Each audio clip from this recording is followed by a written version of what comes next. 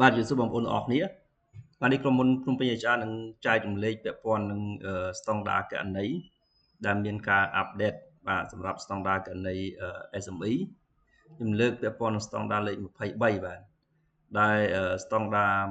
23ពីមុនមកយើងឲ្យឈ្មោះថា revenue ណាចំណូលឥឡូវគឺស្តង់ដារ23ដូរឈ្មោះទៅជា revenue from contract with customer បាទដែលយើងបកប្រែថាចំណូលពីកិច្ចសន្យាជាមួយនឹងអតិថិជនតើតងស្តង់ដារគណនេយ្យ SME នេះគឺការផ្លាស់ប្ដូររបស់គាត់ឲ្យស្របនឹងស្តង់ដារលេខ15ណាបាទស្តង់ដារ15នេះគឺស្តង់ដារគណនេយ្យសម្រាប់ full IFRS អានេះគឺ SME ណាអានេះគឺ full IFRS អញ្ចឹងស្តង់ដារគណនេយ្យ full IFRS នេះគឺលេខ15ឈ្មោះថា revenue from contract with customer អញ្ចឹងឈ្មោះដូចគ្នាណាបាទឈ្មោះដូចគ្នាគ្រាន់តែមួយគឺគេប្រើពាក្យ section លេខ23នេះគេប្រើពាក្យថា IFRS លេខ15បាទអញ្ចឹងស្តង់ដារពីរនេះគឺបើយើងគិតទៅហាក់ហាយគ្នាមិនខុសគ្នាច្រើនទេបាទប៉ុន្តែថ្ងៃនេះខ្ញុំនឹងបញ្យល់អំពីភាពខុសគ្នាបន្តិចបាទរវាងស្តង់ដារគណនេយ្យ SME ហើយនឹង full IFRS បាទសម្រាប់ក្រុមហ៊ុនភ្នំពេញ HR បាទយើងមានជំនាញពាក់ព័ន្ធនឹងការបដិបដាទៅលើស្តង់ដារគណនេយ្យកម្ពុជានិងអន្តរជាតិរួមទាំងការគ្រប់គ្រងផ្នែកហិរញ្ញវត្ថុបាទយើងឲ្យឈ្មោះថា Financial Management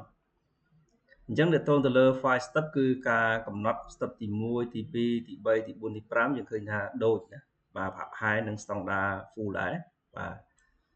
step ទី1គឺតើតទៅលើការទទួលស្គាល់ចំណូលមាន step 5ហ្នឹងណាបាទអញ្ចឹង SME និង full គឺ step ដូចគ្នាបាទណាហាក់ហាយគ្នាប៉ុន្តែថ្ងៃនេះខ្ញុំលើកពីភាពខុសគ្នាមួយចំណុចបាទក្នុងចំណោមចំណុចផ្សេងទៀតខ្ញុំលើកទៅលើ cost ដើម្បីទទួលបាន contract បាទក្នុងនេះគឺតកតងចំណាយដើម្បីទទួលបានកិច្ចសន្យាក្នុងស្តង់ដារគណនេយ្យ SME យើង recognize ជា expense ជាចំណាយបាទដោយឡែកបើសិនជាវានៅក្នុងជាស្តង់ដារ full វិញបាទ full IFRS វិញគឺយើង recognize យើង capitalize វាជា asset បាទយើង capitalize វាជា asset ហើយយើងធ្វើ amortization ជាធម្មតាទៅតាមអាយុកាលរបស់ contract របស់យើងខ្ញុំឧទាហរណ៍ថាយើងបាទឧទាហរណ៍ថាយើងដេញបច្ចេកមួយបាទពាក់ព័ន្ធនឹងការសាងសង់ឧទាហរណ៍យើងសាងសង់សាលារៀនសាងសង់មន្ទីរពេទ្យសាងសង់ផ្លូវជាដើមបាទអញ្ចឹងតើចំណាយដើម្បីទទួលបានកិច្ចសន្យាយើងសំដៅលើគេបាទឧទាហរណ៍ថាយើងបាទឧទាហរណ៍ថាយើងជួលក្រុមហ៊ុន consulting ម្នាក់បាទជួលក្រុមហ៊ុន consulting ហ្នឹងឲ្យគាត់ទៅបញ្ចុះបញ្ចូលម្ចាស់គម្រោងបាទឧទាហរណ៍ថាម្ចាស់គម្រោងហ្នឹងគឺគាត់ពាក់ព័ន្ធនឹងឲ្យយើងសាងសង់ condo ឲ្យគាត់បាទសាងសង់ condo ឲ្យគាត់អញ្ចឹងយើងក៏ជួលក្រុមហ៊ុន consulting ម្នាក់ទៅជួយបញ្ចុះបញ្ចូលម្ចាស់គម្រោងហ្នឹងមានន័យថាម្ចាស់ condo ហ្នឹងឲ្យយកយើងជាដៃគូសម្រាប់សាងសង់ឲ្យគាត់អញ្ចឹងយើងបានដាក់លក្ខខណ្ឌថាបើសិនជាករណីគាត់អាចបញ្ចុះបញ្ចូលឲ្យម្ចាស់គម្រោងហ្នឹងគឺយកយើងបាទយើងឲ្យលុយគាត់ថែមឲ្យលុយថែមអញ្ចឹងលុយថែមហ្នឹងគឺយើង recognize វាជា expense អាហ្នឹងសម្រាប់ក្រុមហ៊ុនប្រភេទជា SME ប៉ុន្តែសម្រាប់ក្រុមហ៊ុនដែលទទួលខុសត្រូវជាសាធារណៈឬក៏ក្រុមហ៊ុនដែលអនុវត្តតាម full IFRS វិញគឺអត់ recognize វាជា expense ភ្លាមទេយើង capitalize វាជា asset បាទតើមកយើងធ្វើការរំលោះ amortization បាទអានេះយើងនិយាយអំពីយើងជួលក្រុមហ៊ុន consulting ទៅឲ្យបញ្ចុះបញ្ចូលណាពេលខ្លះយើងឲ្យបុគ្គលិកផ្នែកលក់យើងដែរបុគ្គលិកផ្នែក sale យើងដាក់លក្ខខណ្ឌថាបើសិនជា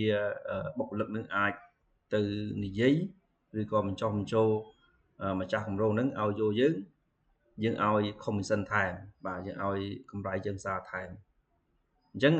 ហ្នឹងក៏ recognize វាជា asset យើងដែរណា capital asset ចំពោះក្រុមហ៊ុនដែលអនុវត្តតាមស្តង់ដារគណនេយ្យ full IFRS ដោយឡែកសម្រាប់ SME វិញយើង recognize វាជា expense អានេះខ្ញុំរំលឹកខ្ញុំសង្ខេបខ្លីរវាងភាពខុសគ្នា SME ហើយនិង full បាទ IFRS ទៅលើចំណុចមួយពាក់ព័ន្ធនឹង cost ដើម្បីទទួលបាននៅបាទកិច្ចសន្យាបាទអញ្ចឹងបើសិនជាករណីលោកអ្នក មានចំណុចណាមួយដែលមិនទាន់ទេគឺអាច comment សួរបានបាទសូមអរគុណ